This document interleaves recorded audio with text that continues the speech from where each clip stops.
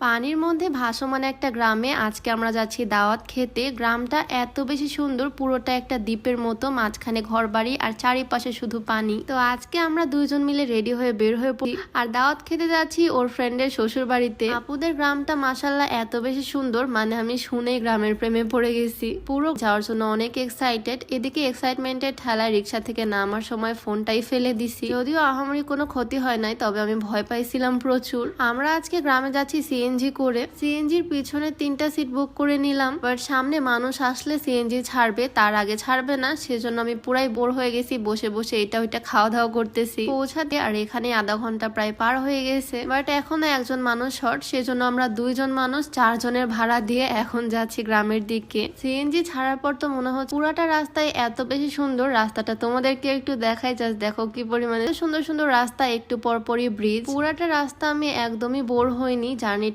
প্রচুর পরিমাণে এনজয় করছি। জাস্ট দেখো জায়গাগুলো কত পরিমাণে সুন্দর। 1 ঘন্টার মতো আমরা সিএনজি করে আসলাম, বাট এখন আমিও অনেকটাই দূর। আর আসতে আসতে আমাদের একদম খাড়া দুপুর, রোদ একদম মাথার উপরে। এই কাঠফাটা রোদেও ভ্যানে আমার খুব ভালো লাগছে। কিছুক্ষণ কাঁচা রাস্তায় যাওয়ার পরে পানির মধ্যে ভ্যান নামাই দিছে। এই পাশে শুধু পানি আর পানি, আর তার মধ্যে ভ্যানে করে চলে আসলাম। এখন পানি প্রায় শুকানোর পথে। যখন পানি আরো বেশি থাকে তখন তো আসাই যায় না ভ্যানে করে, তখন নৌকা ছাড়া উপায় থাকে না এই গ্রামে আসার। আমরা অনেক ঘুরে ঘুরে রোড দিয়ে আসছি, আর বাসায় যখন ফিরবো বিকালে তখন নৌকা করে দিয়েছি গ্রামের এক মাথায়, আর হেঁটে হেঁটে এখন যাচ্ছি গ্রামের আরেক মাথায়। আপুরা অনেকক্ষণ ধরে আমাদের জন্য ওয়েট করতেছে। আমরা গাড়ি করে আসছি অনেক ঘুরে ঘুরে, তাই লেট হয়ে গেল। নৌকা করে আসলে এই জায়গাতে তাড়াতাড়ি আসা যেত। গ্রামের মধ্যে দিয়ে এরকম কাঁচা রাস্তা, মানুষের বাড়ির পাশ দিয়ে এখন হেঁটে যাচ্ছি। অনেকক্ষণ হাঁটাহাঁটি করার পর ফাইনালি চলে আসলাম বাসায়। এসে দেখি কারেন্ট নাই, পুরাই গরম লেগে গেছে। আর এই রুমে এসে আমি বসছি। এই রুমটা এত বেশি সুন্দর, রুমের দরজা দিয়ে এই বিশাল বিলের পানি দেখা যায়। চারিদিকে যতদূর চোখ যায় শুধু পানি আর পানি। ঘরের দরজাটা খুলে দিলে একদম শান্তির বাতাস।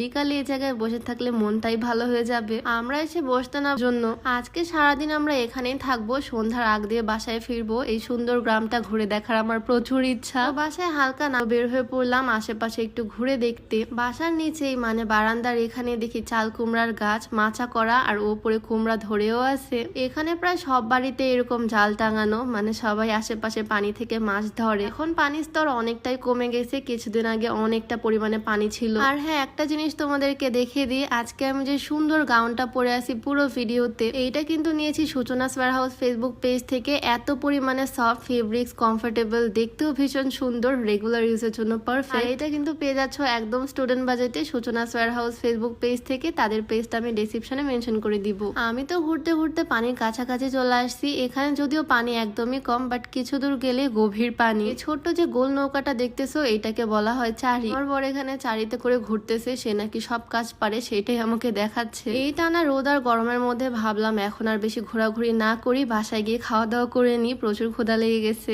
আমরা আসতে আসতে লেট করে ফেলছি, তাই সবকিছুই দেরিতে। আমাদের খাওয়া দাওয়া করতে করতে দুপুর পার হয়ে বিকাল। খাওয়া দাওয়া করে রুমের বাইরে গিয়ে একটু বসলাম, 2জন মিলে চিয়ার্স করে 7 আপ খা। যাওয়ার সময় ওয়েদারটা জাস্ট দেখো, এক পাশে রাস্তা আর এক পাশে পানি। আর এখন কিন্তু আমরা ফিরবো নৌকা করে, সেজন্য আমরা অনেক বেশি ভালো লাগা করে যাব। এদিকে আমাদের নৌকাটা অলরেডি চলে আসছে, নৌকা করে এখন যাব ওই পারে। আজকে সারাটা দিন এই সুন্দর গ্রামে ভীষণ এনজয় করলাম। এই সুন্দর গ্রামটা তোমাদের কাছে কেমন লাগলো? যাই হোক, আজকের ভিডিওটা আর বেশি লং করতেছি না। সবাই ভালো থাকো, সুস্থ থাকো, দেখা হয়ে যাবে নতুন কোনো ভিডিওতে। সবাইকে আল্লাহ হাফিজ।